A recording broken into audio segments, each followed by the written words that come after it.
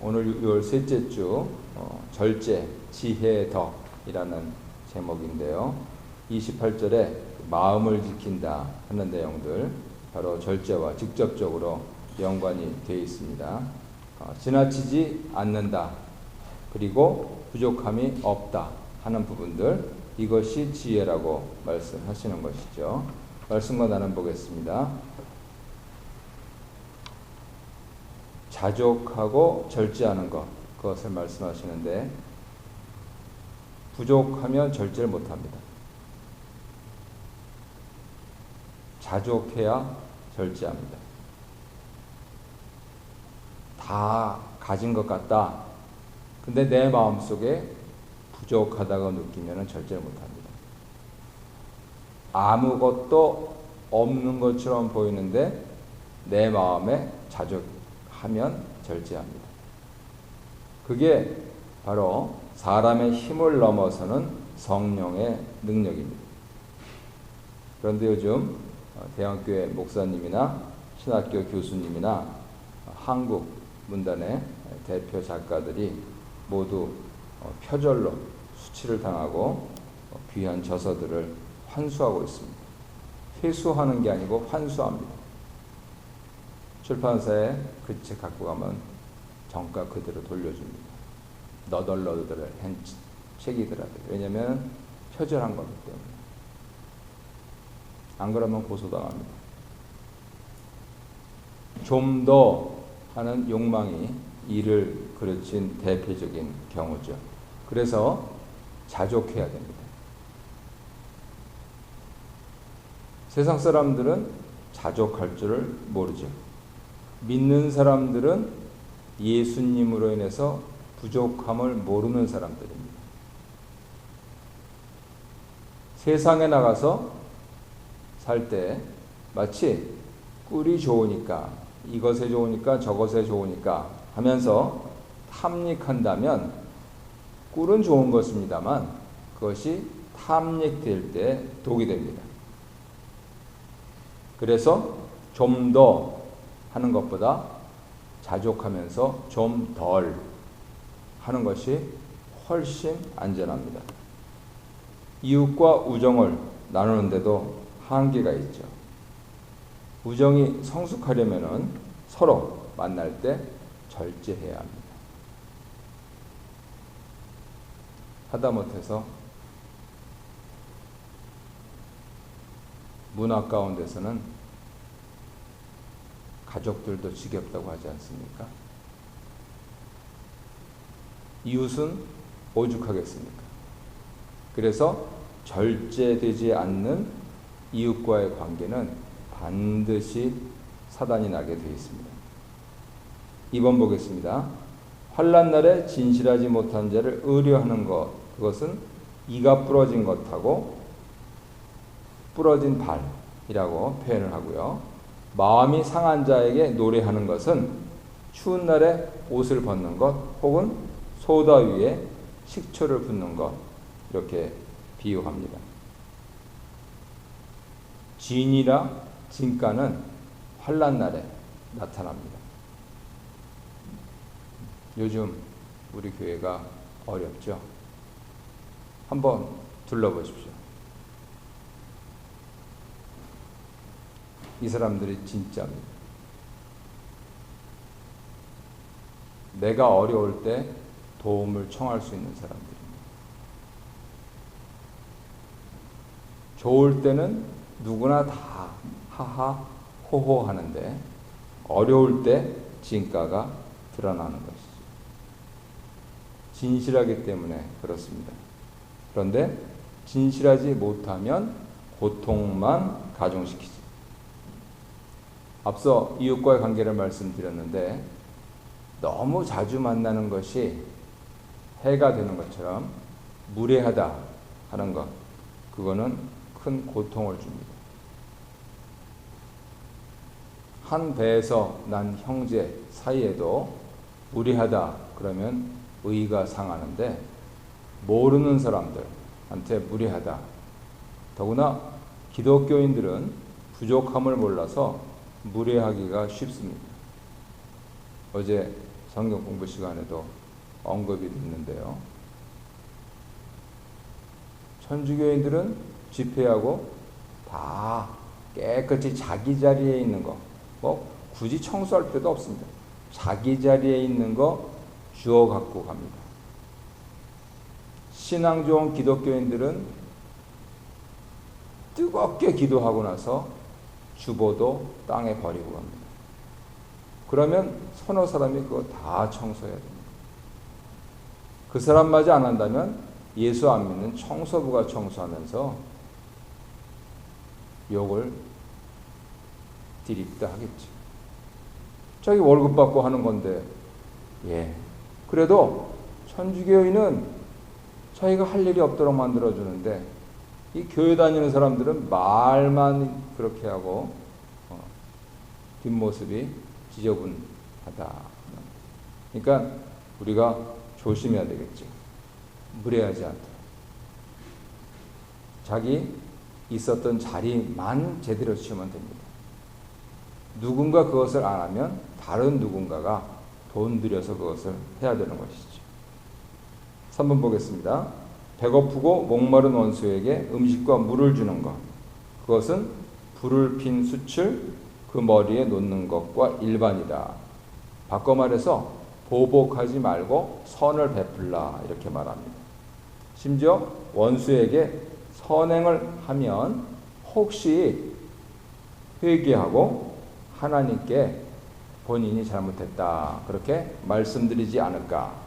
하나님께 잘못했다 말씀드린 사람은 다른 사람에게 잘못했다 말할 수 있는 가능성이 생깁니다. 그래서 원수에게 그렇게 한 사람에게 하나님께서 상을 주신다 그럽니다. 하물며 친구에게 이렇게 잘하면 오죽하시겠는가 하는 부분들을 생각하셔야 되겠죠. 큰 2번 보겠습니다. 예기치 않은 고통 또 오랜 불의 가운데서도 역시 절제입니다. 왜냐하면 부드러운 혀는 강한 뼈를 꺾기 때문에 그렇습니다. 세상 사람들은 이것을 펜하고 칼 이걸로 바꿔서 자기네들이 쓸 수 있는 도구로 그렇게 표현했는데요. 성경 표현으로는 혀 그리고 뼈입니다. 혀는 말뿐만 아니고 태도죠. 인상까지 포함합니다. 그래서 그 혀는 자기 자신의 인격을 말합니다. 신체 가운데서 가장 부드럽죠. 가장 단단한 것은 뼈입니다. 그런데 혀가 뼈를 이깁니다. 어느 때요? 부드러울 때. 그 사람의 인격이 부드러울 때 뼈를 이긴다 하는 것이죠. 반면에 23절에 참소하는 혀 이것이 있는데 은밀한 혀입니다. 비밀리에 행해지는 험담, 비방, 중상, 모략이죠. 그리고 얼굴은 한 사람의 얼굴이 아니고 여러 사람의 얼굴입니다. 한 사람의 중상, 모략이 여러 사람을 불쾌하게 만들고 공동체를 파괴한다 하는 뜻입니다. 2번 보겠습니다. 먼 땅에서 오는 좋은 소식은 냉수, 의인의 굴복은 반면에 우물이나 샘이 흐려지고 더러워진 것 이렇게 비유가 됩니다. 우편제도가 발달하지 않았기 때문에 먼 땅에서 오는 좋은 소식 그것을 굉장히 갈증을 해소시켜주는 냉수라고 표현을 했습니다. 통치자들 특별히 50년대, 60년대, 70년대 미국 통치자들은 세 가지 S로 이것을 표현했습니다. 잘 들으셨을 겁니다. 3S, 스피드, 섹스, 스크린. 그래서 심지어는 월남전을 치르서 화폐 근본을 바꿔버렸습니다. 은행에 1달러 갖고 가면은 금을 주던 그러한 시장을 이제는 전쟁하기 때문에 그렇게 할 수가 없는 겁니다. 그래서 닉슨 대통령 때부터 안 된다. 달러를 갖고 와도 은행에서 금을 줄 수가 없다. 금은 모두 중앙은행에서 관리한다. 이렇게 바꿔버렸습니다. 그럼에도 불구하고 굉장히 상황이 어려워졌다는 것인데 그럼에도 불구하고 젊은이들은 F1이라든가 혹은 섹스라든가 혹은 스크린 때문에 열광하고 그것이 한 세대가 흐르니까 오늘날 미국은 아주 더러워진 나라가 되어버렸습니다. 그것이 통치자들이 쓰는 수법이었습니다. 하지만 아무것도 모르는 시민들은 냉수라고 생각했지요. 예수님을 믿는 우리에게 더구나 한국 출신의 캐나다에 살고 있는 크리스천으로서 냉수가 무엇이 있을까? 한번 곰곰 생각해 보시기 바랍니다.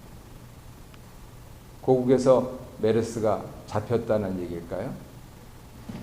삼성이나 현대 드디어 전 국가 경제의 50%를 넘었다 하는 얘기일까요? 아니면은 갑자기 없던 데서 대통령의 인재풀이 늘어나서 이상한 사람이 국무총리가 되는 일이 없어진다는 그런 뜻일까요? 우리 역시 서민들이기 때문에 그거야 인터넷 보고 신문 보고 그냥 재미로 모여서 삼삼오오 더구나 교회에서도 하는 얘기고, 진짜 좋은 얘기, 진짜 냉수, 진짜 감사할 거 뭐겠습니까? 다도 이기적인 것처럼 느껴지지만은 나의 건강, 그리고 내 자녀가 잡을 잡고 자기 삶 사는 것. 간단하게 줄여서 건강과 부, health and wealth. 그것 아니겠습니까? 그거보다 거창한 다른 가치가 있습니까? 그런데 가만히 생각을 해보면 하나님께서 나에게 건강 주셨고요. 하나님께서 나의 가족에게 그리고 예수 잘 믿는 가정들에게 부귀를 주셨습니다. 결국은 만약에 냉수가 필요하다 하는 그 얘기를 하기 시작한다면 그 이면에는 무엇이 전제되어 있느냐면 내가 하나님께 제대로 감사드리지 않는다 하는 게 전제가 되어 있습니다.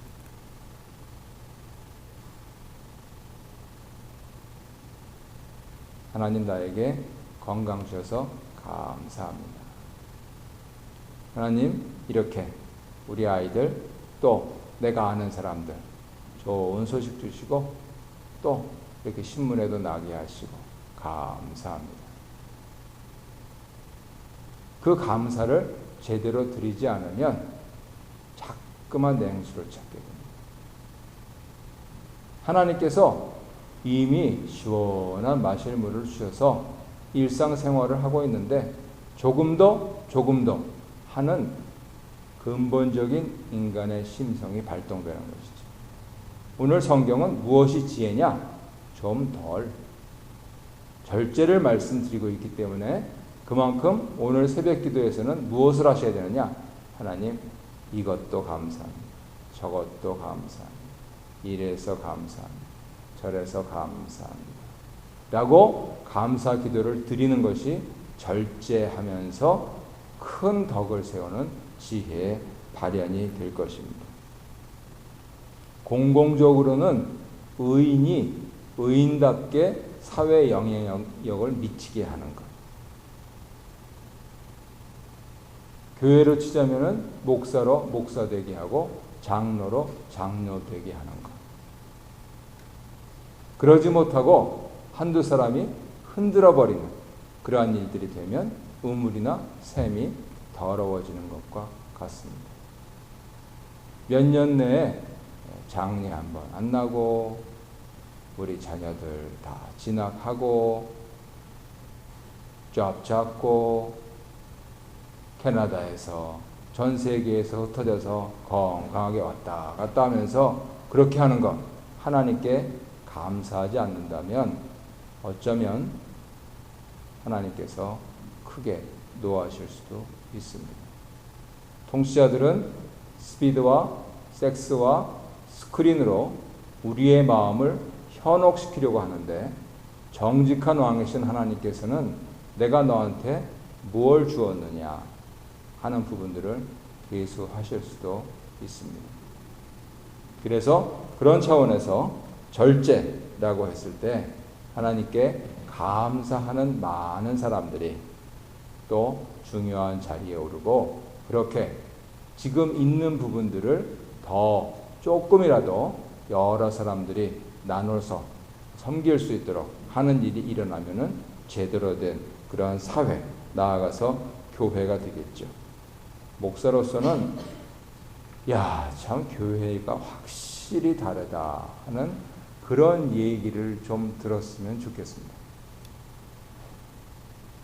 뭐 메르스도 좋고 삼성, 현대도 다 좋은데 뭐 그거는 뭐 알 바도 아니고 아는 것도 없고, 아는 거라고는 좀 교회는 역시 다르다. 이번 주 신방하면서 들은 얘기는 한국의 자녀가 다니는 교회가 5,000명 교인인데 100명 나왔답니다.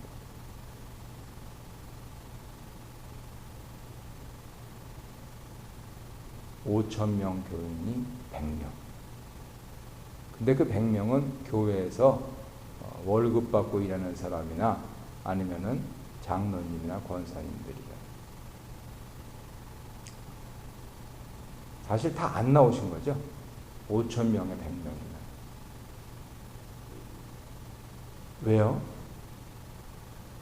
내가 다른 사람들한테 전염시킬까봐 두려워서, 그것만이라도 좋습니다. 혹여 내가 전염될까봐 하는 마음이 있었다면은 원래 기본적으로 순교 신앙인 기독교 신앙을 이해 못하는 겁니다. 교회가 이것이 지날 때까지 우리도 공공기관이니까 각 자숙하면서 절제하면서 집에서 예배를 드리세요, 이렇게 말하지 않는 이상은 기독교인은 순교 정신으로 가는 사람입니다. 까짓것 하나님께서 메르스 그게 뭔데? 이러면서 나와서 예배드리는 그 정신을 갖고 있는 사람들이 교인들입니다. 근데 그런 교인들이 없다는 뜻이죠. 앞에서 뒤집다 찬양하고 아주 좋은 날로 멋있게 설교하고 하는데 열광하는 사람들이지, 내 일신이 중요한 사람들이지, 교회가 무엇인지, 그리스도가 무엇인지, 하나님의 능력이 무엇인지에 대해서는 별 관심이 없다는 뜻이죠. 그래서 그런 차원에서 이 절제, 이 부분들이 굉장히 중요한 잠언의 교훈입니다. 함께 기도드리시겠습니다. 이 시대 통념을 넘어선 배려와 자비를 베풀면서 힘겨운 상황 속에서도 자족과 절제를 잃지 않게 하소서. 절제가 열매를 맺어서 온전한 성령의 사람들, 그리고 우리 교회가 되게 하여 주시옵소서.